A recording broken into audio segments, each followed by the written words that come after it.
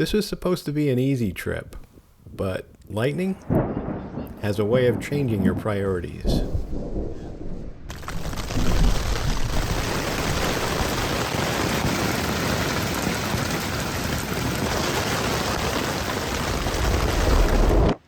Well, that was a rough night.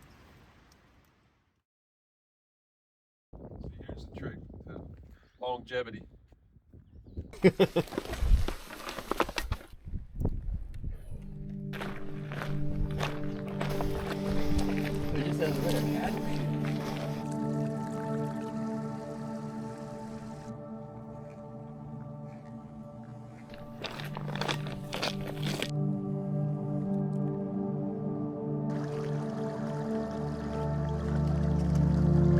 It's the middle of May and we are on the Ivester Gap Trail. Started around 3 o'clock or so, and the weather's great, obviously, as you can see. It's just gorgeous out here. We're going about 4 miles to get to Flower Gap, possibly stopping at a site along the way up to Shining Rock Mountain. There's a campsite up there that we want to check out. Might be a nice spot to stay. Have some nice views up there. We got a beautiful day. It looks like the weekend is going to be gorgeous.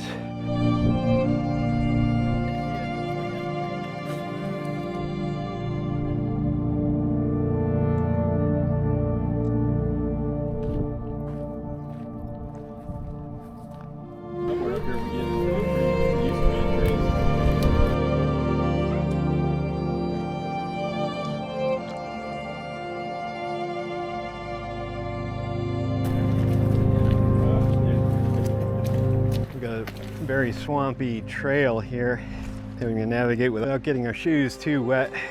It's so beautiful out here. It's amazing the effect getting out on the trail has on your blood pressure and your anxiety, and all of that just seems to fade away as we see the flowers along the trail. We hear the wind going through the trees. You hear the birds making their songs and calls, and you feel the sunshine on your face. It's just so amazing, all of that, and the effect it can have on you and your well-being. We check out the campsite near the summit of Shining Rock Mountain, but it's not quite what we were hoping for, so we keep moving toward Flower Gap. But first, we take in the must-see view from Shining Rock summit.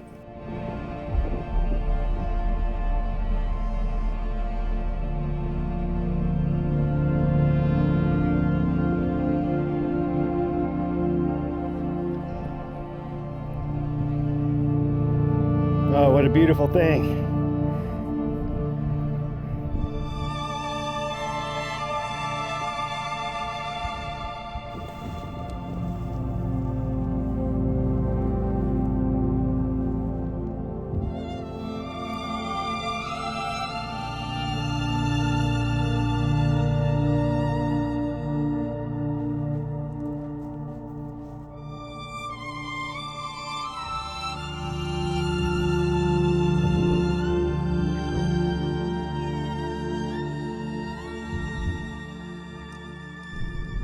At first, it is far off in the distance to the west of us.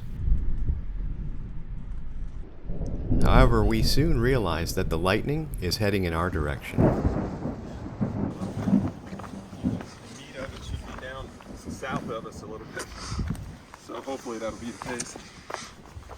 We saw some lightning and storms approaching, so we decided to leave our tents because we were out in the open on Flower Gap. We walked about a half mile down the trail and we're just sitting here in the woods, a little bit lower down, a little bit of shelter, hopefully out of the range of any lightning strikes, but we'll see. Hopefully we're safe. Yeah, it's an exciting night.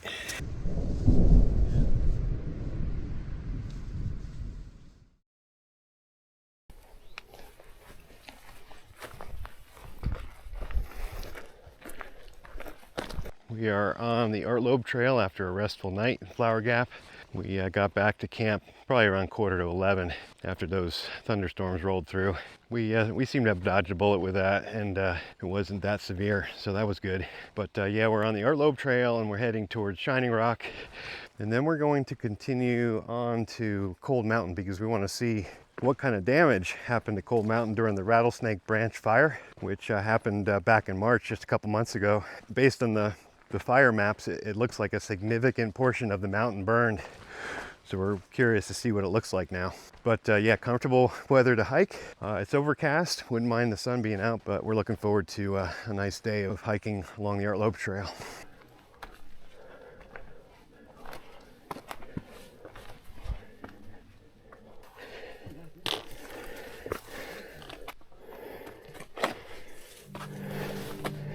Shining Rock gets its name from these gleaming quartz outcrops.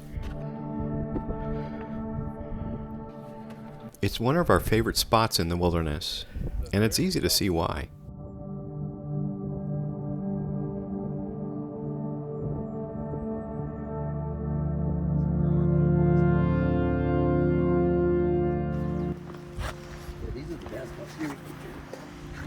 We make our way down To be a little taller. and head toward the narrows and deep gap to check out the fire damage.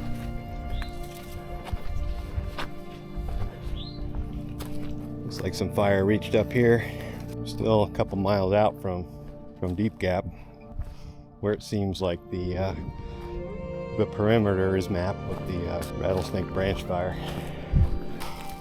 Keep finding pockets of areas that burned.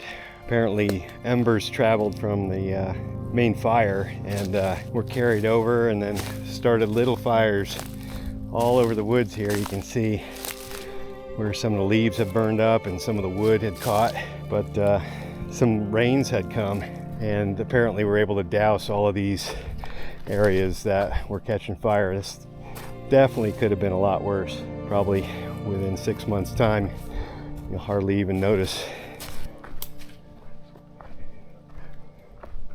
Another burn spot. Caught some pretty big wood on fire. Yeah, it's amazing that this didn't burn further than it did. The trail through the narrows is lined with signs of fire.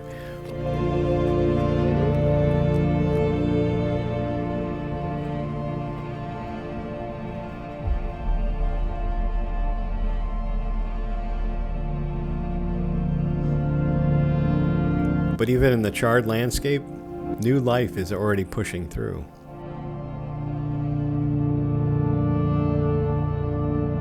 Even here, in the burned soil, a painted trillium finds a way to bloom.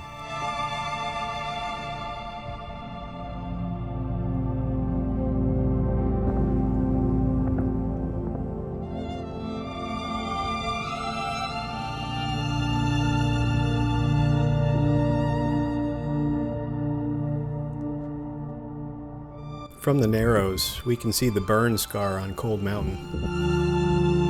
It's not as widespread as we expected. Most of the trees on the slopes are putting on leaves, with the worst of the damage near the summit and along the eastern ridge.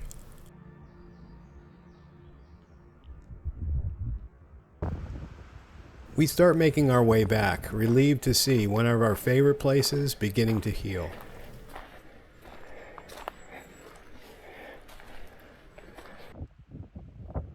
Evening settles over Flower Gap. The light is soft, the mountain's quiet. We have no idea what's coming. Not long after dark, the wind picks up. A quick check of the radar and we know things are about to get worse. Just after midnight, we're breaking down camp by headlamp. The storm is closing in and it's time to move. Sometimes it peters out and sometimes it doesn't. Yeah. But lightning. it goes quick. Yep.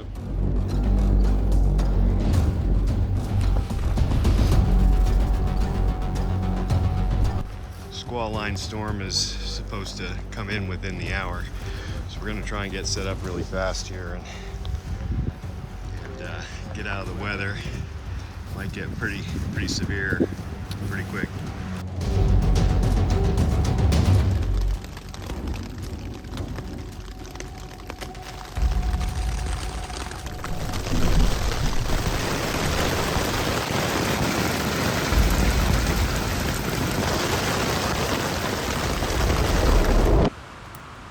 We had a crazy night last night. There was just lightning everywhere. It was A little bit scary, actually. We made it through okay, but it sure made a mess of things. Going to have to do some drying out today because water ran under my tent, so the floor is wet. Also, there was a lot of splashing, so the inner tent, the mesh, got wet. We'll have to see how things are looking and make a plan for today. Yeah, that was quite an experience.